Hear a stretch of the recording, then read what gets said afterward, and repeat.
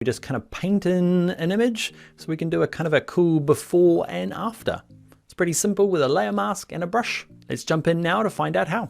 All right, so let's open our two images that we're going to be blending. Let's go to File, Open, and in your exercise files, go to O5, Selections and Masking. And we're going to open up these two, Layer Mask 1 and 2. It's a before and after renovation. Okay, so first of all, let's be on O2, the finished version. Let's grab the Move tool, click, hold, drag, drag, drag, drag, drag up to this tab. Wait, drag it down and line it up. Okay, let's be all serious about this and name the layers. I've double clicked the word layer 1 and let's call this one new. Double click the background and call it old.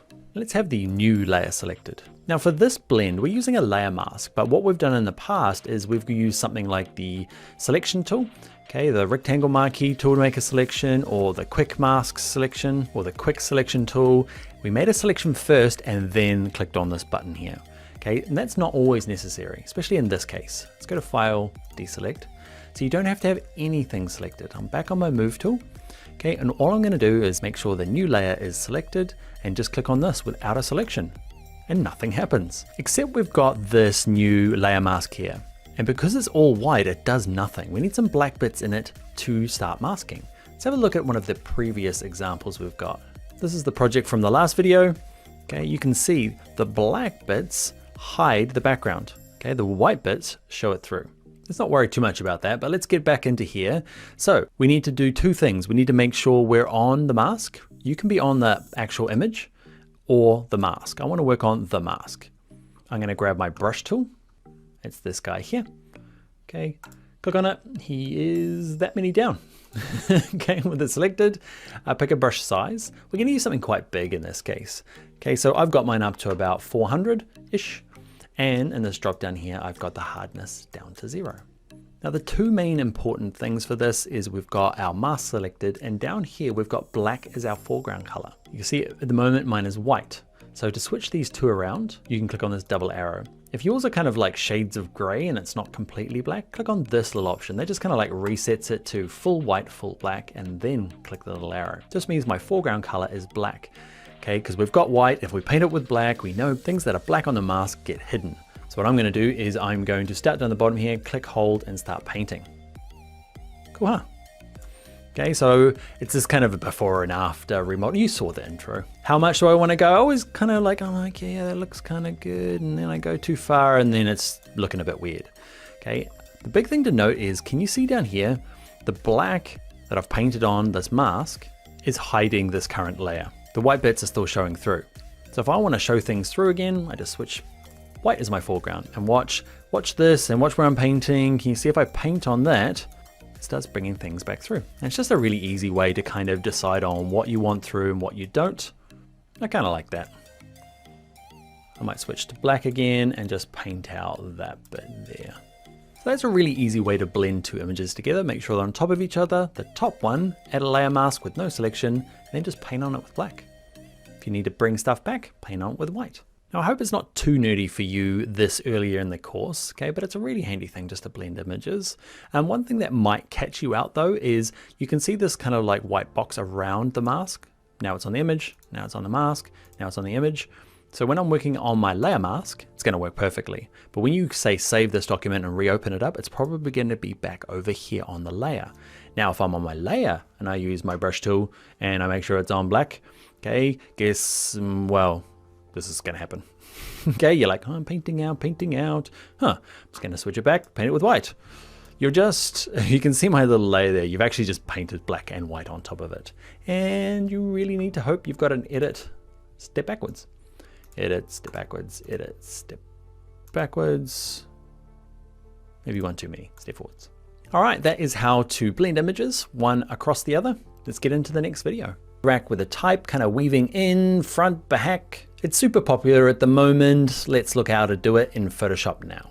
Now a little note, before we get started, this builds on the previous video. If you're jumping straight to this video, I'm gonna show you what we've done. Basically what we did was, we took the model, we used the quick selection tool, which is this one here, to make a selection around the model. Then we copied and pasted onto its own layer, all by itself. Okay, you can see here on its own layer. Then we put some type in between the top layer and the bottom layer. And that's where we get started in this tutorial. Now we want to do this and get it to kind of weave in and out. Let's get started. Okay, to get started, open up the file that you were working on earlier. Okay, remember we cut this woman out and we put text behind her. If you didn't do it, okay, and you're just jumping straight to this video, you can open up the exercise file. Okay, it's called Layer Mask 03 and you can just start with my version here. All right, like we did in the last tutorial where we just painted, remember we did the half and half, okay, where it was half new renovation, half old. We're gonna do this exact same thing here. So what we're gonna do is make sure that you've got the model layer selected. And if you are just jumping back into this, we've actually cut this woman out, okay, of the background. She's still there in the background, okay, but we've kind of broken her out so that there's text in between. So with the top layer selected, just like we did with the last tutorial, we've got no selection, we're just gonna hit Layer Mask. And remember, our layer mask is white, means it's not doing anything at the moment until I paint it with my paintbrush using black. Okay, if it's not black, hit this little icon, click this double arrow to switch it around to make sure black is at the front. Now in terms of brush sizes, it doesn't really matter in this case. It's pretty forgiving. So any old size-ish, anything around 50 or 60. Hardness, it doesn't really matter. I'm gonna have mine up reasonably high. Because what you'll see is, watch this, I'm gonna paint across there and across there and across there. So what I'm doing though, it looks perfect, right? You're like, oh, how did that happen? It's because once we turn the bottom layer off, you'll see, and the text layer, basically I just cut a big hole in the leg. I didn't really care where the edges was because the text is there and then the background fills in that last little gap. It's a neat trick. Now you just gotta decide what you want in there. So make sure you're on the right layer, okay? And make sure you're working on the mask. Okay, so it's got the little line around the outside, got a black paintbrush, and just paint out some bits. Those two little things work for me. If you're working on your own bit of text, okay, you might have put your own name or used your own font. Yours is going to be different from this, so you might have to experiment with what works and what doesn't. I love that we're getting to a stage now in the course where we're starting to kind of, I don't know, double back on some things and add a little bit of extra. Don't want to say the word pizzazz. Pizzazz came into my head. Let's not call it pizzazz. A little bit of magic. Let's call it magic. Like always, I'd love to see what you've done. Okay, if you've got different type, I'd like to see how you've kind of got it interacting. So share it here in the comments or in the project section. Or if you're brave enough, send it up onto Instagram. I am Bring Your Own Laptop. Tag me in it. I'd love to see what you've done. Onwards to the next course. Also, this white t-shirt, because it's against a white background, we're gonna mask it out, stick it against this brick, all using Photoshop's new select and mask technique. I love it, it's easy, and I'm gonna show you how to do that now in Photoshop.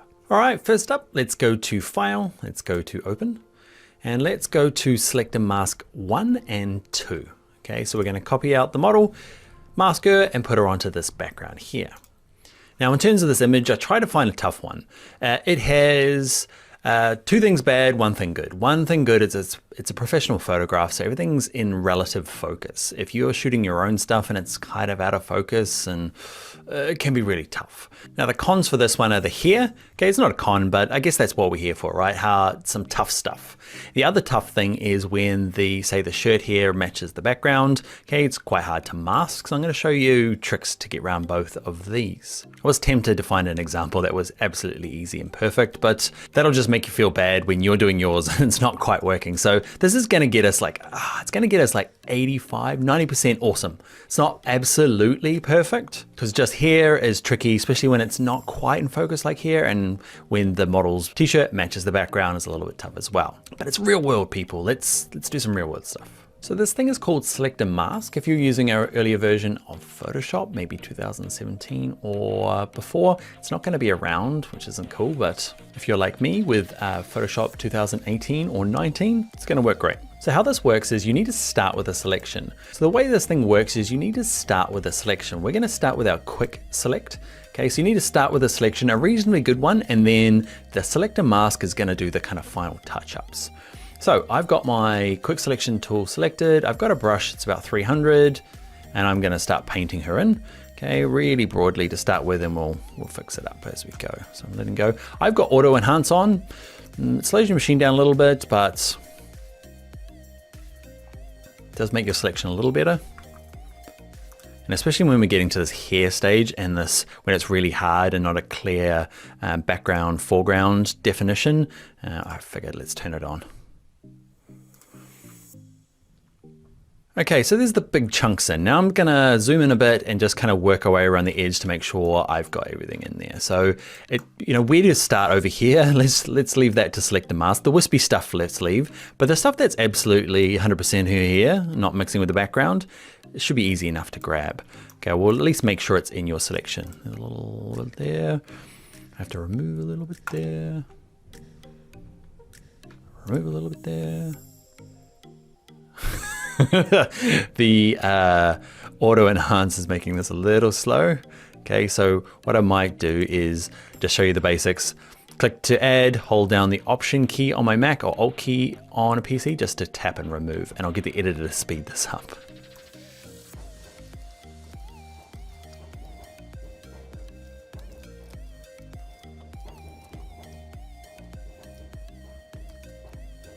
All right, you're back. I was probably at that another, I don't know, 90 seconds, 2 minutes, just to kind of get the basics in. Okay, so once you've got a selection, then you add a layer mask like we did before. So just click on the layer mask button. You can see it's okay around places and bad in others. I'm gonna zoom out. Now here's the magic. It's this thing here called select a mask. You just gotta make sure your mask is selected, not the actual image, the mask. Click on it here or up here in your app bar. Okay, either one, give it a click. And we get into this view. Now yours by default is probably set to onion skin. I'm not sure when I'd ever use that. What I use is one of two. It's either against black and I have the 100%, I have the opacity 100%. It gives me a really good contrast. So my great selection, it looked okay in the last view. It looks terrible against black. And I guess that's just a good way of looking at it, right? Now, if it was a dark object or dark image, I could go against white and that would give me a better contrast. But against black, it's gonna work for me. Now yours might be all tucked up like this. Now over here are kind of like global changes. It changes it to all the edges, all the same. And over here are kind of more individual changes. So in this case, if it was just a t-shirt, like it was a product shot, I could probably just do it with playing around with these global changes. But because there's so many different things happening, like here and this is light, but then the skin's got good contrast, I find I gotta go jump straight to these tools over here. Let me quickly run through these. I never use edge detection. It kind of goes around the whole thing and tries to fix it all. I haven't found that good in my experience. You might love it. Under global refinements, there's two that I end up using, okay, smooth and shift edge. Watch this. I'm going to crank up smoothing. It takes a little while because it's quite a large image. Okay, and it's just going to kind of try and smooth these edges. And that's really good when it's a single object, like if it was just this t-shirt, that would be it. Kind of smooth around the edges, makes everything look nice. This key here is quite handy. Can you see it says show original, or just tap the P key on your keyboard? See, before. You got to give it a sec, it's stressing out a little bit. It's a big image. After. Wait for it, wait for it. Ooh. Okay, editor will zoom in real close. Ready? I'm gonna turn it off. Wait. Now, there it is. And turn it back on, and that's our smoothing. So that's really good for a really large object. I'm gonna turn it completely off for the moment because it's too generic. It's working on all the edges, and I wanna just work on them individually. Shift edge is the other one that I use, and it just tucks out. Let's show you the opposite. Let's go out. Shifting it out just kind of expands the selection a tiny few fractions of a pixel, and then if I tuck it in, kind of goes in a little bit. So in, out. I find that's quite handy if there's kind of color bleeding around the outside. I'm gonna leave it at 0 for the moment, and I'm gonna work on this bit individually. So the magic trick really is this brush here, the second one down. This is going to, it's called the Refine Edge brush tool, like it says there. Okay, and it's really good for here. So how big a brush should you have? You're gonna have to experiment. It really depends on the kind of overlap you want. So for me, this size brush, okay, it's 200 pixels, and watch this. Ready for the magic?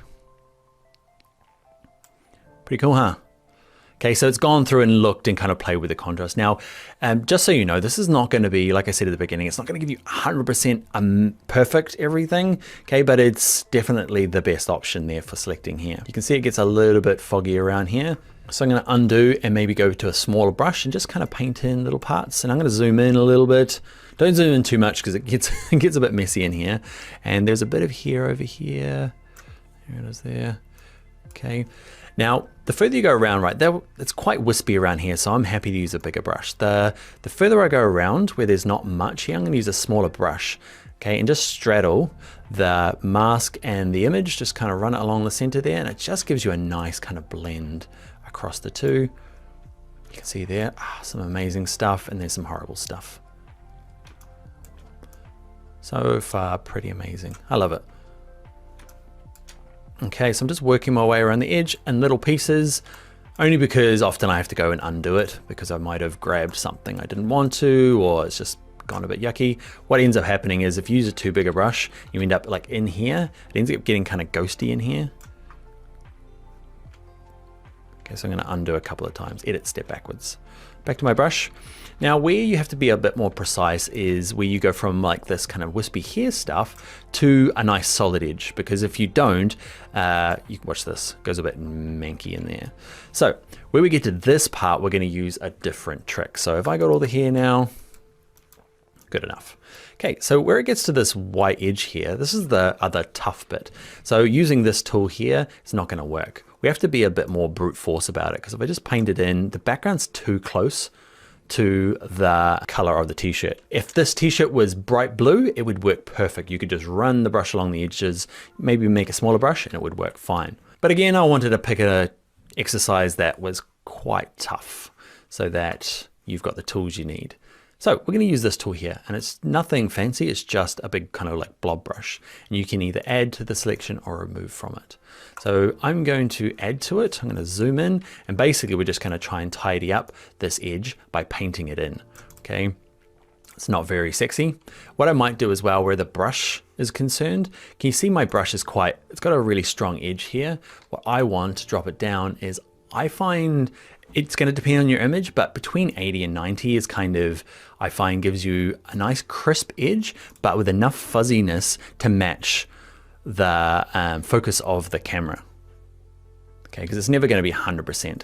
So I'm just going to kind of work my way along here, just tidying in things. Okay, this is the painful bit. If this, like I said, if this was a really nice strong contrast, a black t-shirt would be perfect. We wouldn't have to do any of this, but here we are. So this bit that's poking out, same like we did with the quick selection tool. To remove from this mask, we hold down the Alt key on a PC or the Option key on a Mac and just clicking a few times. So how much do I want to go around and do this? I don't want to do it at all, but what you've got to remember is I've spent like hours working on masks, only to find out that like where it's going to end up is quite a mottled background. So you're not going to see any of this. Like, you know, it's kind of in and out a little bit because of my quick selection tool. But to be honest, I know the final result, it's going to look fine because the background is quite forgiving, let's say. So now we're back onto some high contrast. So let's go back to that lovely tool here. Okay, and watch this. Ready, steady. Cool, huh? So I'm going to tap my P key before, after. So with this strong contrast, super easy. Just run along the edge and it magics it up. The smaller the paintbrush, the more you zoomed in, the better. I'm holding the space bar, clicking, holding, and dragging with my mouse. Okay, so now I'm just going to make my brush a little smaller and just click, hold. It goes fuzzy while it's doing this. It's a little bit tough to know where you're going. And you can see there it's not as great. This is because it's quite white against this edge. Where it's got a really easy contrast, it does a whole lot better. Okay, you can see it's there. So if she's had really pale skin, it's going to be super tough, and you have to get in with a really small paintbrush, okay, and see if you can fix it up.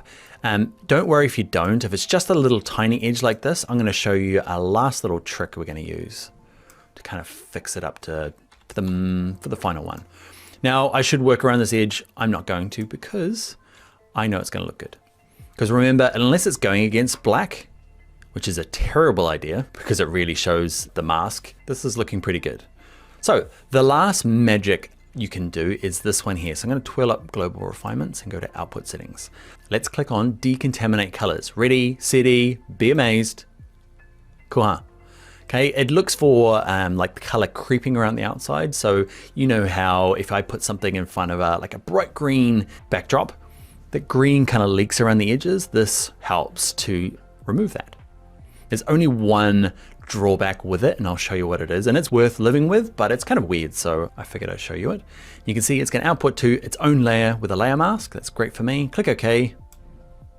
And what it's done is, can you see its own layer and its own layer mask? There's the original, okay, and there's the new one. Okay, so you've got this one always, because this one here that it made, because we turn decontaminate colors on, it does this. I'm gonna right click the mask and say disable, go away for a second. You see what it did to the edges there? It's really weird, kind of put them into a super high contrast. For whatever reason, it needs to do that to get rid of that kind of color cast creeping around the outside. I'm not worried about it, just need to know that that's happened. Don't worry though, because on this original layer, he's still fine. If you decide not to use that decontaminate colors, it looks perfect. It doesn't do that weird stuff. So I'm going to enable my mask. I've got this layer selected. I'm going to grab my move tool, click, hold, drag, drag, drag to O2, drag, drag, drag. It's a bit big. Scale it down. Remember that's Command T on a Mac, Control T on a PC. How low do I want it to be? Just getting it to fit in. Hit return. And it's pretty cool, huh? I'm gonna zoom in. Okay, and it's just done a really nice job of the hair. The bit where I bothered to touch up the t-shirts looking better, and that bit there, I do have problems with now. Okay, so you can go back, select on this, and click go back in and do select the mask again. Okay, and just use the paintbrush to tidy up those sleeves there. I'm gonna click OK.